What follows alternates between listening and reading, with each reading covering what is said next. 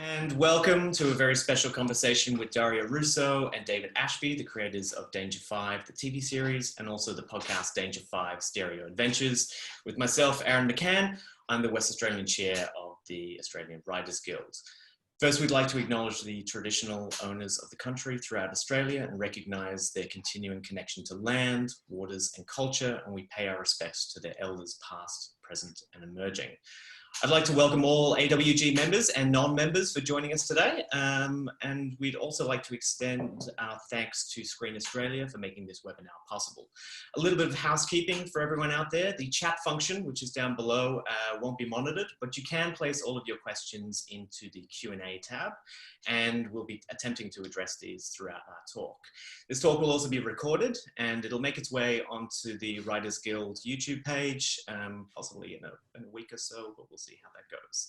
Now, before we begin, I've got a little bit of exciting news for everyone. I reached out to IMDb Pro earlier this year, and on behalf of all our members, they're now going to offer all AWG members a 30% discount on their IMDb Pro membership.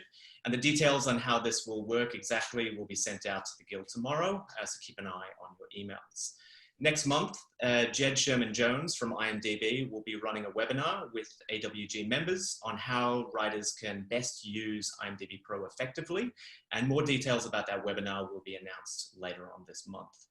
Finally, we're pleased to announce that there's a handful of free IMDb Pro memberships to give away to our members. 2 will be given away tonight, and the rest will be given away at a later date.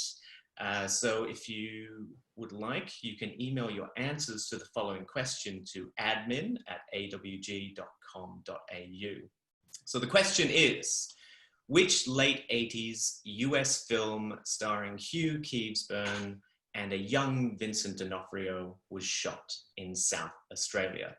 So if you have the answer, send it into admin@awg.com.au. The winners will be selected in a first in best dressed, and you'll be notified tomorrow. So on to our guests. First up, we have Dario Russo, who's a multi-hyphenate, a writer, director, producer, composer, performer. He's best known for the online series Italian Spider-Man and the very successful SBS series Danger 5. Both him and David Ashby work together under the banner of Dinosaur. Hello, Dario. Hello. Thanks for having me, Aaron.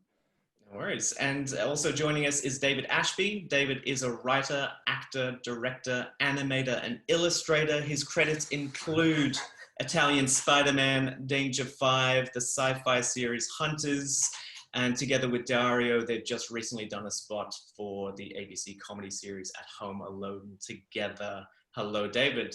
Hello, Aaron. Thanks for having me. Why did we submit separate bios? It makes it seem like we have different lives. Like you're all together. You're all together. The illusion. I know, it's weird. So I guess, guys, before we kind of get into the Stereo Adventures podcast, I just want to kind of take us back to the beginnings of Danger 5 and how it started on SBS. It ran for 2 seasons between November 2011 and February 2015. And it's been released on Blu-ray just last year. So the first question comes from Timothy Miller. It took a while. It took a while to get to Blu-ray, but you got it there. So the first question comes from Timothy Miller of what inspired Danger 5? And I guess, Dario, I'll start with you first. Can you take us through sort of the birth of the idea, where it sort of came from, and what was the struggles to kind of get it onto screen? I'll focus on the struggles. It started with a web series we made called Italian Spider-Man, which starred David as the eponymous Italian Spider-Man, though David is not, well, Dave's an honorary Italian now, thanks to his service to the country via I think they gave him a citizenship. They gave me a pizza. Yeah. A pizza you can swipe at the passport. We made that in 2008. And it was retro pastiche, Mario Bava style, sort of, reference piece to 60s Italian cinema. And I managed to meet Marshall Held from SBS, who at the time was running the online division there. I met him at a kind of what they were calling like cross-platform at the time. That was the word for anything that's not conventional television or film. It was a cross-platform conference here in SA. I talked to him. I told him we were making this weird series. And he connected me with Denise Erickson, who was the commissioning editor of scripted content at SBS at the time. She liked it. They both liked it. They wanted to commission Italian Spider-Man as an interstitial series, basically, for SBS. But then the deal didn't work out because of complications with like the underlying rights with the actual, the thing itself, because people we were working with, and we were young and we had no paperwork and there was no chain of title. So it completely fell over. But then luckily SBS gave David and me the chance to come up with a new show that they would consider for development, because by that point we had written a substantial amount of new Italian Spider-Man material that was going to be the extended series. So they were fairly confident that we could write something. And they said, all right, come up with 3 concepts, one of which for 3 concepts for a half-hour television program, one of which we will go into development on. And so one of those was Danger 5. The other one was sort of a Japanese RoboCop ripoff. And the other one was about sort of a megalomaniac movie producer in Hollywood called Brian Cruiseboat. Yeah, they picked Danger 5, which was probably the most ambitious. So, but it also, Danger 5 was conceptually filling the void that Italian Spider-Man would have been, because it was drawing from the same things. It was our desire to do 60s stuff for sure. Yeah. Yeah, and then yeah, we bought this book. It was a Taschen book full of illustrations from men's adventure magazines from the 50s through to the 70s, which were essentially trashy American publications that men's magazines that had pulp short fiction, advertisements for bizarre gadgets that men wanted, sort of, you know, pretty softcore pinups, that kind of thing. And they were very focused on, I think, people, you know, war veteran kind of dudes who wanted to hear ridiculous stories about the war, or maybe people who didn't serve and wanted a sort of fantastic impression of what World War II was like. So there were all these stories that involved, you know, buxom SS women torturing GIs and vice versa. And the cover illustrations were just phenomenal. They were totally insane. And it was this kind of fantasy World War II that was also tainted, was also soaked in a 60s, 70s aesthetic. Like all the illustrations were completely of the time. There would be lapels, there were beehive hairdos, there were sideburns, all of this stuff. So when we got the opportunity to sit down and come up with these TV show ideas, one thing we explicitly thought was, how can we do a show in that universe, this pulp inspired fake World War II that also for some reason looks like the 60s and 70s, which then tied in nicely to our kind of all this material we'd come up with for the extended Italian Spider-Man, and our desire to still do that kind of thing. So then it was like, okay, we liked Power Rangers a lot, so let's kind of create a Power Ranger-esque 5-person team that's going to function in that world. And we ended up with a template then that became the basis for the show. So David, who came up with Jackson? Was it you, or was it Dario, or? Well, as Dario said, when we were coming up with Danger 5, or the heroes of Danger 5, we figured that, okay, what if they're a multinational team of super spies, where every episode they go around the world and, like James Bond, and try to fight and destroy Hitler's grand schemes of world domination. And so we were thinking, who are Danger 5?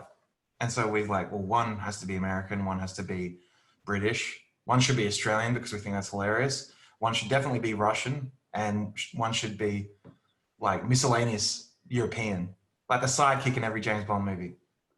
And so, of course, when you are fortunate to make a TV show, you want to be in it.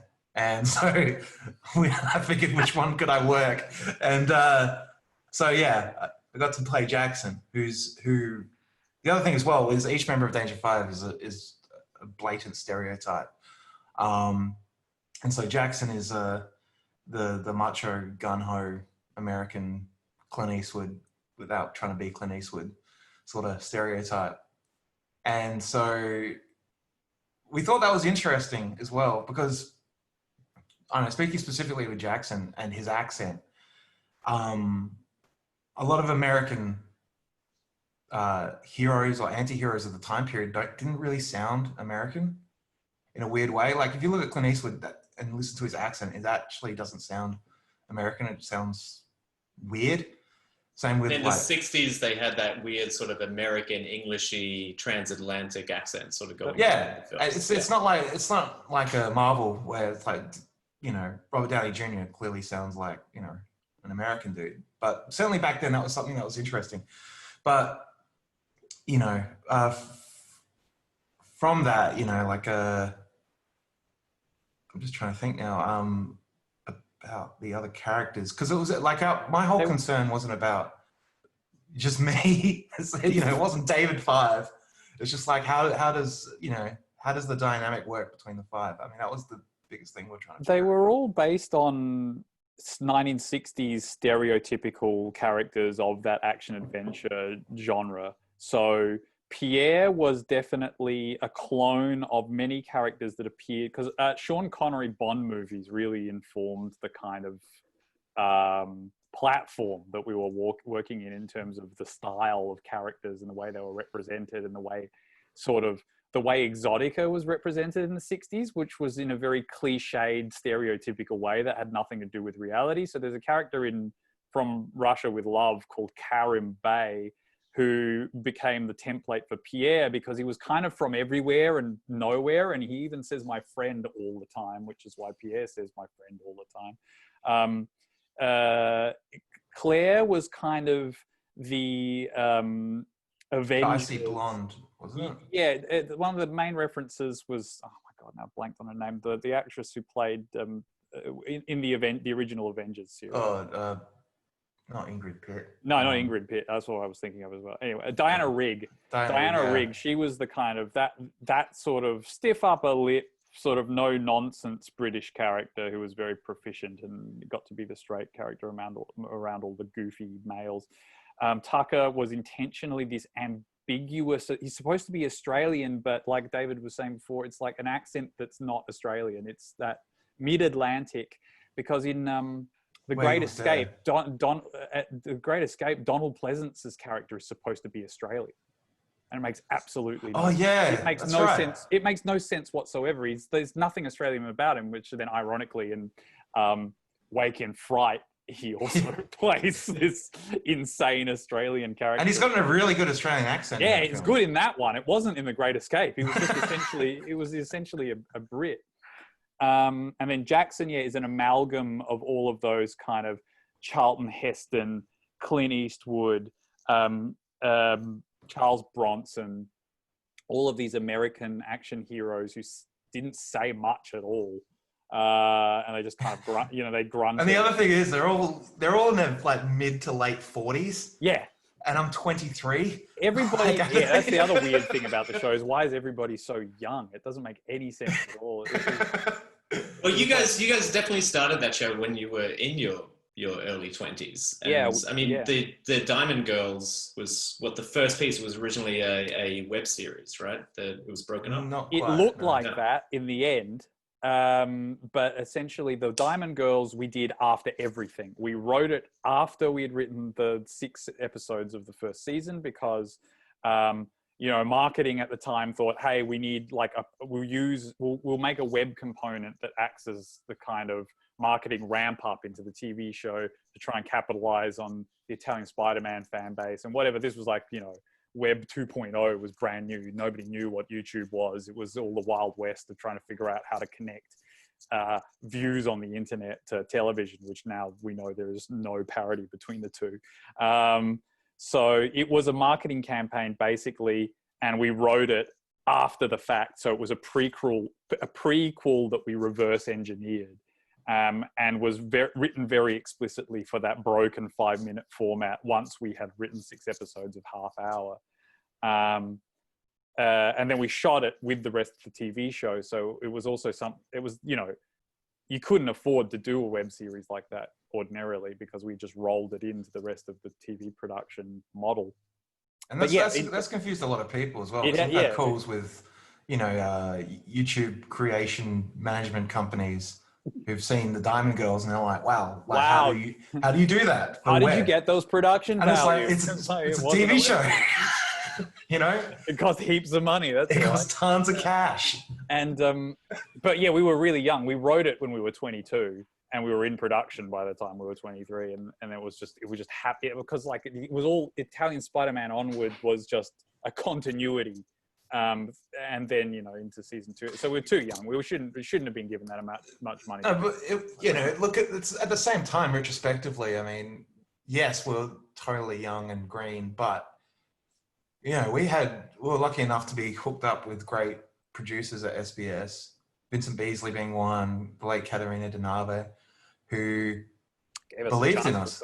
Yeah, they gave us a chance, and that's super rare these days because, and especially, having somewhat of a career and understanding the machinations and the economics of it, that filmmaking is expensive, full stop. And so, at the time, it wasn't just SBS, but ADC, I believe, with the Van Burens were picked up at the same time. There was a lot of people who were making that jump from having kind of some success on YouTube to being given a shot in television. And it's not the same anymore. Television commissioning has changed so much in the last 10 years that categorically we could never get that Danger 5 made again in that same scenario. It's just not going to happen. Which is a shame because it's still stands up as one of the funniest things on TV that I think I've seen for so long. But that also brings me to the second season. I mean, there's quite a long hiatus between the first season and the second season, but talk about sort of the reception to the first season and then how you decided to kind of keep the same format, but also change it up and turn it into an 80s show for the second iteration. We just got so rich after season 1 that we spent 2 years on the Amalfi Coast doing nothing, and then oh shit, we better do a second series by the end of it. No. It's a show that took a reasonable. It took too long to make. Generally, there was no way to pump out another season immediately. There was a lot of turnaround. We finished production at the end of 2011. The first season aired at the beginning of 2012. And we had a little bit of time off in between went overseas and stuff, but then the actual order for it wasn't hey, green light, do us another series. It was develop another series. Yeah. It's sort of absurd, really. And there was a change of guard in terms of the administration at SBS, and whenever that happens at a network, which is constant, you're always going to have uncertainty in terms of what properties are going to get continued if they're in turnaround. So there was sort of about 6 months of flim-flam where originally we were told it would be green light. We write 3 episodes. They commission based on those 3 episodes. Then we write the rest and get into production. So it would have been a quicker roll on, but that didn't happen. It ended up being write all of them. Then we'll decide. Because the other thing as well is we're asking for more money. It was more expensive. The first one was dirt cheap, so which totally makes sense to see the whole series written out, because we had full development with the first show where it went from as Dario said, the 3 ideas, liking one, doing a Bible, being taught how to do a Bible, and then getting that approved and then writing the scripts, and then big question mark, and then all of a sudden green light, and then contracting, and then we're making. And so that took 18 months or 12 months? Season 1. Season 1. And so with Yeah, second... April, we started in April of 2009, and we were greenlit somewhere around July 2010. 2010, something like And- that. So and talk so, us yeah. through the talk us through the Oh. challenges, I guess, of writing the second season. I mean, what did you learn from the first season that you kind of brought into the second season? You know, your craft had changed. You've obviously done a lot more writing for TV now. So how is it different in terms of the writing side for the second season? Well, the main thing. Okay, so Danger 5 is a weird show, and it's a niche show. It has a cult following, and it was by no means any kind of a smash hit. So if it was a smash hit, it would have been a matter of go do another season, do the same thing again. But we had the sort of luxury / misfortune of being able to reconsider, and knowing that it was we never thought we would do a second season. We thought this is it. There's no chance in hell there's going to be any more of it. And we kind of did everything we wanted to do with that 60s formula, with the 60s look, with all of this stuff that we had packed into the first season, that we needed new juice from a different era. We felt burnt out from the 60s because especially with Italian Spider-Man as well. Yeah, that's it. We started in 07. 07, 8, 9, So this is like 4 or 5 years, 6 years of thinking about the 60s and all that sort of shit. And it's enough. you got over it. And the other thing as well, I mean, we love the mantra, but it's like poison to broadcasters, is like, we like being different. We like being unexpected. I mean, as an audience member, we appreciate that. You know, we don't want to see the same shit over and over and over again, you know? And so with the second one, it was an opportunity to basically just almost do a second show, totally different show. Do something else. Yeah. And it's also, the problem is creatively, you come out of something, you finish it. There's that moment where it's done and you watch it for the first time, which is the drive of like, oh, that's what it looks like. And then after that, you go into this trough of just hating it, you know, and seeing all its flaws. And you see, all you can think of is how horrible that, you know, like all of the hard things that happened during the production, how all of the things you're dissatisfied with, and you never want to see it again. And that trough lasts like 2.5 years, basically, which, you know, ironically is the amount of time it takes to pump out something new of that standard. So we also were directly rebelling against many of the elements that we just hated from the first show, which were kind of the things that made it work. So we hated the formula. We wanted to go serial. We wanted episodes to be able to start, you know, in the action and just, okay, our characters are doing something and we got to figure out why they're there, and all these kind of totally these techniques and structural elements that were contrary, simply just trying to contradict what we did in the first season. Also, we intentionally, from a comedy standpoint, the first season was emulating the kind of dry 1960s atmosphere of playing everything super straight, and the jokes were kind of non-jokes a lot of the time, in keeping with kind of the weird humor that you'd see in a Connery Bond movie or what have you. And we felt like we had gone too dry, and that we okay, let's try and make the jokes more up and more accessible and a little bit crazier. And that was one of our earliest resolutions going into the second season was like, we've got to make this stupider and funnier and have a higher number of jokes. And so season 2 became kind of this hyperactive reaction to what we'd done in 1, and an attempt to make it more ridiculous.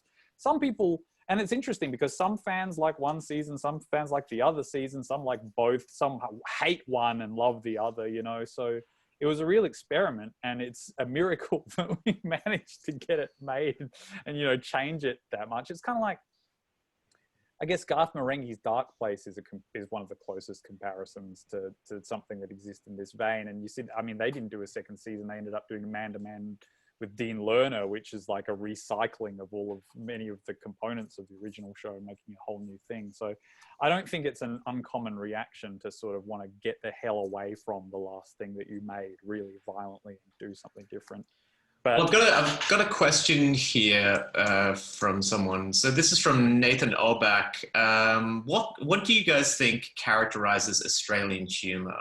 and from that of anywhere else? You know, is it instantly discernible, and if so, how? That's an interesting question, because it's evolving constantly as well. Like, you know, there's the classic ochre Australian humour that everybody relates to, but I think Australians have the ability to be self-deprecating, which is really important, which distinguishes us. I mean, look, our generation, we grew up with like a clean blend of American and British influences, right? So I feel like we're somewhere between the two.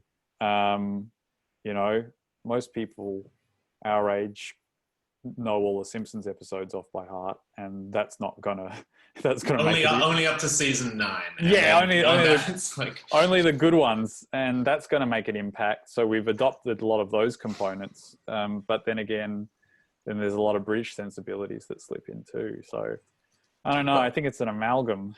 But we also believe that the Australian accent is not good for recording at all. Should never be recorded. This shouldn't be recorded. No, absolutely not. Disgusting accent. Well, that's a nice segue there, guys. So I'm gonna play for everyone who hasn't listened to Audio Adventures. I'm gonna play the trailer for you guys now.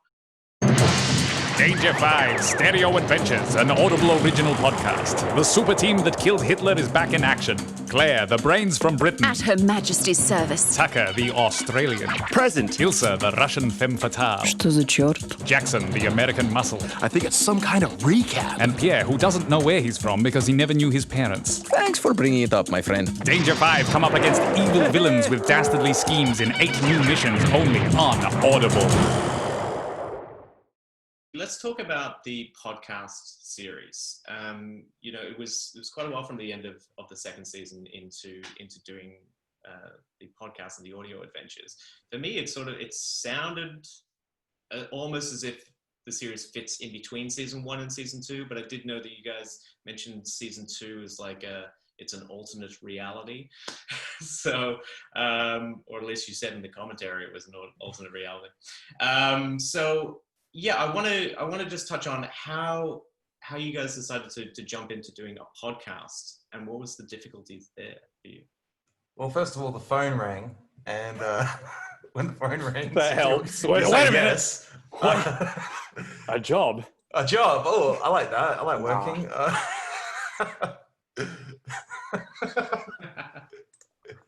It all starts with a job. Yeah, well, more or less. Audible they came to us and suggested we pitch Danger 5 as an audio series, which we hadn't thought of ever.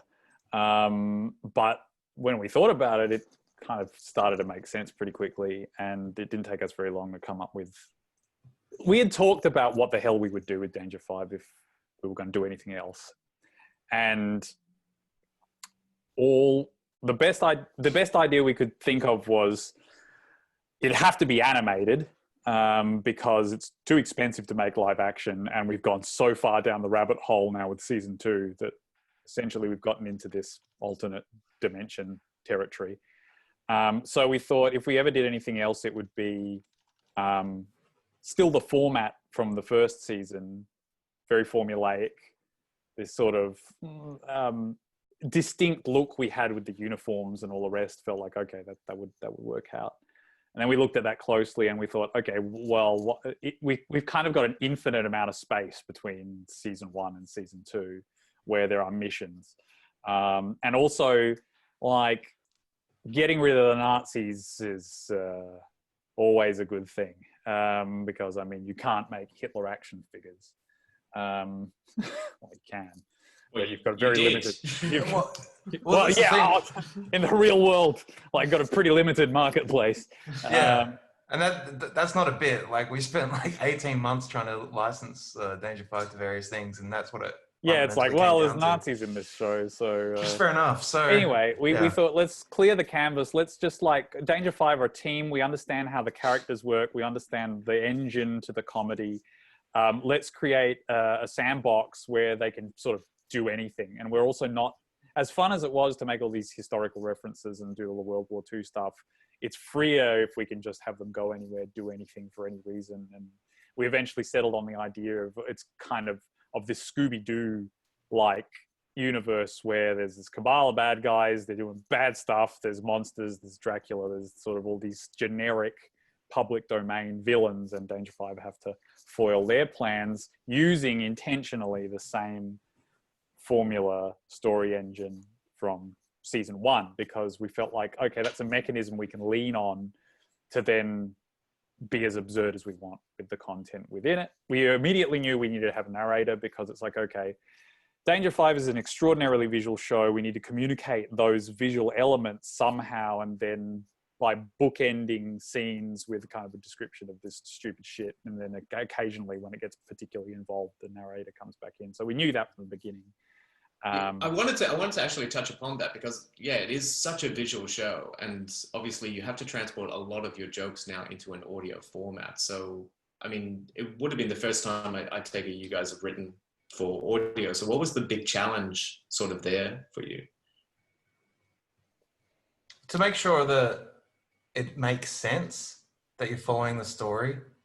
Like what Dario was saying, another thing we thought of is, and we knew this when writing the TV show, is that Danger 5 doesn't really work, or it's not compelling with all the characters all 5 together. So we have to find ways to split them off, partner up into, or go into trios. And that also gives us latitude to do, or to cover a lot of ground comedically or stylistically or whatever. And so we also, you know, were inspired by the Goonies and Python's radio stuff, and to an extent Hitchhikers, but I mean, that's a bit abstract. But we knew that, you know, there are, my point is, there's other examples of absurdist or surrealist material that is done in an audio format, and it's just using theater of the mind and doing easy setups for the audience to follow. Simplification of the plot was something we realized very quickly, that the plots, because it's a show that deals with ridiculous concepts and a lot of the humor comes from crazy scenarios, the plot is way thinner than it is on television. It's also simply just allowing the listener to follow the narrative. It's too much processing power to have any complex plotting and have stupid jokes all over the place. It becomes incoherent. So we realized very quickly that the plots were very simplistic. They were like 8 major beats or something like that, with an A plot and a B plot. That's it. No C. That's way too much. So it was, you know, sometimes I think I can't remember if we did any C's. Yeah, it definitely kind of has some C stories sort of going on. To carry a super plot, yeah. Oh yeah, that's right. True, that's right. Completely forgot. Yeah, but the C ends up being like 3 beats, you know, it's like 3 major scenes or something like that. And so simplification of the plot line, use of the narrator to tentpole all of the scenes. Also, the narrator is really important in making sure that the characters aren't doing all the see and say shit. Like, oh no, what's Dracula doing? Oh, he's walking around the back of that bush. It's like, you know, it's you just leave them to just be funny in a scene, and then it's all about. And most of the comedy, of course, is carried by dialogue, which is different to the. And you've also got some amazing lines with Sean McAuliffe kind of as the narrator. Who was, so like, talk a little bit about, obviously you wrote and recorded all of his spots at once, I take it? Or Yes. Yeah. That was half a day. Sean just smashed it out. And was there a lot of improv from Sean, or did he stick very much to the script? he in terms of injecting some character and personality, like in some meta shit into the narrator, like he becomes more and more disenchanted with the show as the series goes on, and he starts like flubbing the lines and trailing off and like making fun of the fact of how repetitive it is, and then at the end he decided to read the credits in the persona of this old guy called Brian Stote, and he just ad-libbed that and kind of read out the credits in one big chunk, and then returned as himself talking to Brian, which he did live. So I don't know. That was pretty amazing, especially at the end where he's like, "Everyone knows who I am." Yeah, and he did. That was him just bouncing back and forth. Like he just did that live, and then there was only we added in a door sound effect. That was about it. So that was amazing. You know, when McAuliffe gets going, like you just. And he cares about the work as well. You know, like he edited lines that or grammatically didn't make sense, or didn't work for him or whatever. It was, you know, he cares, you know, and he's been quite outspoken, you know, for our work, and you know, we're also, you know, childhood fans, and so it was good. It's just Lyndon Armitage has a question here. If you write a joke that doesn't work, do you ditch it completely, or do you try to make it work first? You don't know until the show's out. So it's like, we don't get, with this, it was fast. We wrote the scripts. They you know, we had a script editor, David Barnes, who's London based, who was working for Audible, who edited, and, you know, he was great. He actually told us when he laughed, which was amazing. Like, he'd add notes in that say this is hilarious, which is brilliant, because then we have some feedback and go, all right, if somebody finds it funny, leave it there, because by the time we put it on the page, we've got no idea anymore. So most of the time you can't tell until it's actually out there, and then people find the weirdest things funny that we didn't even think were really jokes a lot of the time. So even culturally, it's different as well, because I mean, you know, we were lucky when series 2 of the show came out, we were lucky enough to go to both the States and the UK and sitting on audiences watching the show, and they laugh at different stuff, and that was, or they laugh at opposite stuff, really. Within the same scene, which was interesting, because, you know, the show, you know, Danger 5 isn't, you know, a theatre production. It's not a radio production. You know, it takes a long time to make, and, you know, it's only until you get the finished product that, you know, you hope makes people, or entertains people. So talk us through maybe a little bit about the production of the podcast. You were mentioning it you took about 7 days or so to record it, but talk about this amazing, like, production of audio going on in there, and the composition as well. Dario, I'm sure you've composed through this, and David, you play drums. I do play drums, but I only did it on the first season. On the first season, because no one else did it. And no one else did it. No, it was like, you know, when you're young, it's like, oh, I got to be on everything. I got to do this. I got to prove. Yeah, but who gives a shit? You know? Well, just talk us through kind of, I guess, like, from once you had the scripts out and you recorded everything. What was the process like of either adding new jokes in through the audio design, or if new kind of scenes were restructured in the writing as it was performed, or in the editing? Sure. Talk a little bit about that. Well, just to backtrack a little bit, I mean, this whole process was really fast. Like, we wrote the scripts, we pumped them all out in something like 3 months, and then it was done. And it was like, our philosophy was keep moving. It was like, you know, keep layering everything up. So most of the lines were locked in by the script point, but then the production process was, we got all of our lead actors together in the same space, in a studio, with 4 microphones all facing outwards, so everybody could stand around and look at each other, and we would run the scenes essentially live. We had 1 day of read-throughs, just going through the material, taking notes, whatever, and then we would just smash out the scenes. We did an average of 3 takes per scene, and that energy in the room was extremely crucial. Like, that's why we set it up like that. We knew we had to get Sean James from Los Angeles, you know, which was a feat with the budget that we had. So we knew it was really important that all the main players were in the same space, so we get the energy of a scene playing really like a scene. And fortunately, everybody except Sean James was in Adelaide, and that a lot of extra humor came out of the performances, because everybody knew their characters so well already, that the chemistry was there, and there wasn't really the usual learning curve of people having to suss each other out or anything like that. We could all just leap into it, and the performances do warm up. So we recorded linearly as well. So we're just moving through the episodes in a straight line. It was the simplest way. That's why having everybody there all the time was crucial, because it was just ins and outs of people jumping into the scene, going out, sitting out. That also helped because for voice fatigue,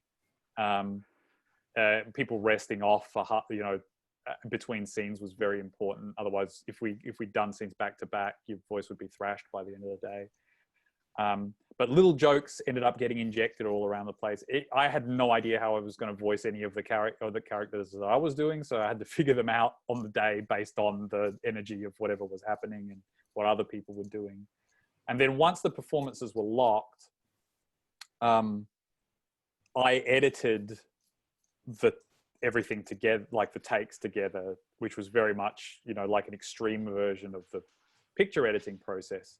Except I had the flexibility to be able to take one line from this take, another line from that take, and also just cut timing really finely. So that was another opportunity to create new jokes, because people had given so much in the performances that there were just little pieces that could be slipped in and slipped around that didn't really exist at the script level. And then Tom Hoytzenroder, who was our sound designer on season 2, did all the sound design in the Audible series, and he's just incredible. So he was simultaneously, I was cutting the dialogue and then sending it off to him, and he would assemble the soundscape. And then, since the sound effects essentially represent the physical action, it would be a new experience. Once you actually have the sound effects in there, you realize when some things didn't work and some things did, and then new jokes could be made based on the timing of sound effects. Or we come up with little ideas right at the end. Like Tom had this concept of, in episode 5, the Arabian one, the genie, Claire wishes that they never went on the mission altogether, and then Tom came up with the idea of the tape actually stopping, and then you hear the sound of the operator pressing the buttons and then rewinding back to the beginning of the episode and starting again. So, all these kind of gags. Were you rewriting during the post process as well? Not really. Everything was 90% on script. And Or if a scene didn't work. Dropping lines, that occurred. Yeah, dropping lines, or if a scene didn't work, it was just like, okay, let's quickly just workshop this. Or what's a better punchline, or what is the scene, rather than just being handy for ham's sake. Yeah. So unlike the TV show, we couldn't really improvise at all when doing that because of how the production. There's time. Yeah. Set didn't have it, but this was we had one read through day, 6 recording days, and I was really anxious about that. I thought that, oh God, how are we going to do, 4.5 hours of content in 6 days? That seemed ridiculous and is, impossible in visual terms. But we were kind of ahead of time. We were doing an episode and a half consistently for the first 4 days or so. And then the last 2 days, we had kind of a whole day per episode, which felt kind of luxurious. And it gave, and since the pace was, okay, it wasn't that taxing, people weren't drained, and the energy kind of stayed up throughout the whole time. We had a weekend before the last 2 days, so fatigue didn't play a factor, which is always a factor with shooting for real. There comes a point where everybody hits the kind of wall and you have to push through that to get to the other side where whatever bone marrow energy kicks in, but that didn't have to happen. So yeah, it was a nice layered process. I think we've solved the audio problem on my end. So I'm going to play the trailer again, and then that'll jump right into a scene which you guys have given me from the podcast, and then we'll come back and discuss that scene. Danger 5 Stereo Adventures, an Audible original podcast. The super team that killed Hitler is back in action. Claire, the brains from Britain. At Her Majesty's service. Tucker, the Australian. Present. Ilsa, the Russian femme fatale. Что за черт? Jackson, the American muscle. I think it's some kind of recap. And Pierre, who doesn't know where he's from because he never knew his parents. Thanks for bringing it up, my friend. Danger 5 come up against evil villains with dastardly schemes in 8 new missions only on Audible. In a primetime television event. Oh my God! Australia. It's time to guess. When are they going to show us, guys? Who I have no idea who it could be. is under Who is it? the blanket? Take it off! Take it off! Oh my God, I don't believe it! Oh my God! The must-see event of the year. Tonight, 7 p.m., we reveal who is under the blanket. Only on Big Knife TV. I wish that show existed so bad. Well, this is at least you kind of have Big Knife TV as your new sponsor for this series. You have Tomiko and who's the other one, Dario? Mazzarucci. Mazzarucci. Yeah. And Mazzarucci was in the first season. Tomiko. Yeah, Tomiko was the second one. And now that that's the thing, we sort of intentionally let's play with all of the elements that we created from season 1 and 2, because kind of our favorite thing are these fake things within the world. So that's why we wanted to pick that clip, because we've got 2 fake audio commercials in every episode of the audio series, and they were kind of the most fun things to do. And have gotten the biggest laugh reactions from people. This is what we're talking about. Like, we didn't anticipate, we showed the series to some of our friends afterwards, and the biggest reactions were for these fake commercials, partially because they represent a break from the drama. So suddenly you've got a fresh landscape and you've got fresh elements. But they were fun for us for the same reasons, because a lot of, like that one, for instance, we recorded that while we were doing the rest of that episode. And then, Natasha's in there speaking English for the first time ever. David, everybody played a role everybody got to play these stupid characters that were so far from the leads. And that was something we never broke in the series either. It was like, okay, Danger 5, don't play anybody else. Whereas it was kind of a free-for-all in terms of other characters mixing and matching. But in the audio world, you can get away with it. Aldo plays this Australian kangaroo in the Australian episode. It just doesn't sound like him at all. He's just like ultra ochre. You had Michael Cusack as well as a guest in there? Yeah. Yes, of YOLO and City Butt Brain fame, who's a friend of ours. And so we thought of him for the perverted 14-year-old Merlin from the get-go, and he was nice enough to...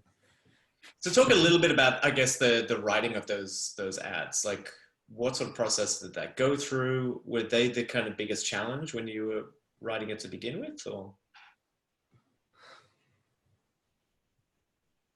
No, yeah, I think that they're quite the opposite, because it's almost like it's a free bit, it's a free slot to do whatever, and some of the ads reflect the content of, or most of them do reflect the story in the episode. Some of them are just completely just what we think might be funny. I mean, this comes back to what Lyndon was asking as well, like in terms of our comedy or coming up with jokes and all that sort of stuff. How do you know what's funny? Yeah, how do you know what's funny? And you don't. I mean, the only thing we know is funny is what either makes Dario laugh or what makes me laugh, and there's no point trying to make someone else laugh. An invisible audience laugh. You always, in one way or another, you have to write for one person, even if it's yourself. Or your friends. I mean, that's what we've always done. I mean, a bigger example is like Judd Apatow's work. I mean, it's clearly made by or written for the same crowd. I mean, and that's the only metric you have. I mean, it's completely backwards to try and make, some audience laugh, because it won't work. You'll end up with ham-fisted garbage, Oh, sorry, go there. Actually, in terms of the specifics of writing the adverts, so often I would lay down the first vomit draft of an episode. So I'd just type consistently for 3 days and there'd be 30 pages, but I would always jump over the ads because I'm like, I don't have time for this. I'm going to keep writing the story. And then David would come back usually with a whole list of options. There'd be concepts of ideas for the ads, and then we'd kind of bounce those back, and it was like whatever I reacted to, then we would work that into. So it became really a fun, like David said, a fun free kick amongst the rest of the episode, which is all structured, and we've got a beat sheet that we have to follow, and you've got to fit it. Yeah, that bullshit. And then all of a sudden we've just got these blank spots where it's like, what else do we think is funny that doesn't have to relate to the story world? So it was really the closest thing to spontaneously coming up with ideas, because it would just be very free form. But also some of your ads sort of link into the story, like the professional suicide vest ad Yes. kind of like links into the story in many ways. And to tell the truth, I don't even remember, like with that professional suicide vest, potentially the ad then modified the story. It could have been the other way. Like, you know what I mean? It's like you end up with one concept that, yeah, that makes sense. And then, because I don't necessarily think Pierre putting on a suicide vest was in the beat sheet. No, it wasn't. It was a case of logistics. Like, oh shit, we've got like 2 pages to get to the end. Yeah, that was one of those ones where it's like, we've got to cut this Pierre plot down. But also, Dario and I are like, we're very competitive to each other in terms of trying to get the best line. It certainly the one that stays. Yeah, it shits me to tears when he gets it, because it's like, fuck, why didn't I come up with that first? It's that, but it's healthy. We try to be more. Also, we try to be disciplined with when you're collaborating, you're firing jokes back and forth. You have to concede the less funny one to the funnier one. Otherwise, you end up with a pile of jokes that don't work. So, you know, if you include another element within a kind of gag, something else usually has to go, and that's something we've kind of refined over the years. So I'll just open this up now to some of the Q&As that have been coming through inside. So Jonathan Camp asks, how did you treat the audio series Bible, and how does the development process differ from a screen Bible? I guess how were you pitching it to Audible, or what was we created what you would consider a mini Bible at the pitch level. Not at the pitch level, sorry. Our pitch was really just a one-pager. And because of the property already existed. So it had to be a rough idea of how we were going to treat the show. And then once they commissioned, the first commission was a pilot script and essentially a mini Bible. And the mini Bible contained a synopsis, the character descriptions, episode ideas. So seven or eight. No, it would have been 8. No, seven in addition to the pilot script. Yeah. And were they all the final ideas that made it? No. No, there was one. There's one we wanted to do about they go to the snow, or they go to the mountains. The abominable snowman was. It didn't work, so we rewrote it. Because that was something that's like, you know, okay, you're just coming up with broad, general, something that sounds great in a one-liner might end up not having the juice needed to actually fill an episode. And so anyway, sorry, the remainder of the mini Bible was, episode ideas and a style guide, it was a mini Bible. Audible were 4 pages, man. It was a lean process, and Audible were really respectful of the fact that like each step was really fast and lean, and you just get the bare necessary information. So it was much leaner than something you do for television. And of course, television, you really do need to have a substantial visual component to a compelling mini Bible if you're pitching a screen project. Like, it's got to be a visual experience, even if it's just mood boards and stuff.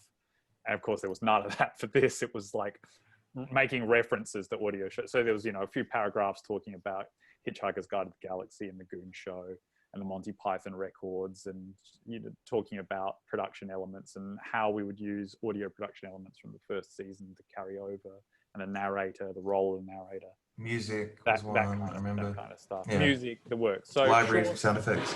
Basically a pilot script and a 4-page document. We've got another question here. What's the biggest piece of advice for someone wanting to convert a TV pilot into a podcast, aside from, trimming the plot so it works audio-wise? Wow. That's a good question. I mean, you really need to analyze the property to see if it works. Can I ask what genre it is, or Corey, would you like to put that into the Q&A? What genre are you playing with? I mean, you gotta. I mean, that regardless of what concept you have for a story and what medium. I think. Regardless of what the story is, you gotta. There's no point trying to force something into something because you can't get it up. If it seems whatever compelling, reason. if it seems compelling if it's got a reason to be an audio series. So basically, the only reason Danger 5 works as an audio series is because we can transfer the same aesthetic to the audio world. So it works as a big 60s audio production that has a lot of elements to it. You know, the sound effects, the music, the works, and a very colorful world that seem to translate. But some, you know, if a show is basically just a sitcom or something like that, then it might not have the extra component that makes it really grip as an audio series. But I you know, I don't know. Any story can theoretically be converted, I guess. We've got another question from Lyndon. Who have been some of your comedy inspirations? You first, Dario? I'll go. Yeah. Rowan Atkinson, Trey Parker, Matt Stone, Jerry Seinfeld, Larry David, Three Stooges, Abbott and Costello, myself. This is a long list. No, this is honestly, if I met Rowan Atkinson, I'd fucking weep, man. Like, a childhood hero. Like, oh my god, even thinking about him is making me emotional. And Dario, what about you? It's heaps of stuff that David said, of course, but also adding to that list, I guess Monty Python, The Young Ones. That show in particular had a big role in my childhood. I think you can't look past The Simpsons as a sort of touchstone especially for structure and the way to get characters to work in and to make comedy that's really story based too, and not just crazy shit happening. And then I don't know, for good measure, maybe the Mighty Boosh and Garth. Oh shit, no, Chris Morris. He needs anything that Chris Morris has done. He's just incredible. So one final question to kind of wrap us up here tonight. What is next for you both? I was just waiting for the phone to ring, mate. The usual routine of throwing ideas to the wall and seeing if they stick the next day. Yeah. Most of it ends up on the ground, and then spending 3 to 6 months or a year just trying to realize it into a way that we can articulate it to someone else. Keep writing it and throw most of it in the bin. That's what's next, probably. Stephen King has a good quote. He says, like, he was asked about, do you use a notepad, when you write? And he says a notepad's best for bad ideas, I was like, hang on, no, it's not. But you're Stephen King. You're a machine. You can't be right. Maybe he is, but anyway. Finding a lot of bad ideas. That's what's next for us. Yeah. No, but I'll tell you what. Sure. There's one thing, Aaron. It's just it's funny. Like, we don't want to bite the hand that feeds us, in the sense of we're known for doing retro comedy, but we are absolutely over it. We don't find it stimulating. I think for me, it was when Ready Player One came out, and even the Stranger Things, when the whole retro thing was just a bit like, it's done its day. I mean, we've been doing it since we're 20, and we're in our 30s now. And it's like, for the last couple of years, both Dario and I have been like searching for what is, and it always will be the evergreen comedy. Because in saying that, even with Danger 5, we were like, we want it to be a show that you watch, in 20 years time or whatever. And so, we don't particularly like, or I don't particularly like a social or political satire. Something that's dated doesn't interest me. And so what interests me is trying to find something that's just absolutely evergreen and searching for it. So basically our next project is a retro pastiche of Scott Morrison's early years. That's what David's saying. I'm over it. It's not cool. It's not interesting.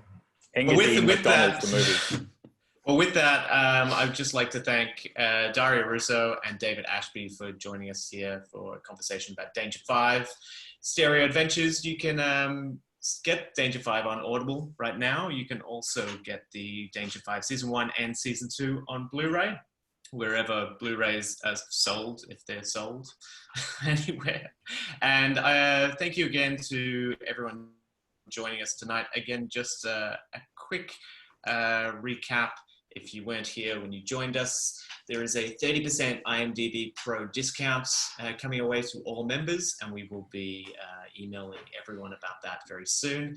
And we're giving away 2 free memberships to anyone who wants to email admin@awg.com.au with the answer to the following question: which late 80s US film starring Hugh Keays-Byrne and a young Vincent D'Onofrio was shot in South Australia? So give it up for South Australian locals David Ashby and Dario Russo. Thank you everyone. so much. Thank you.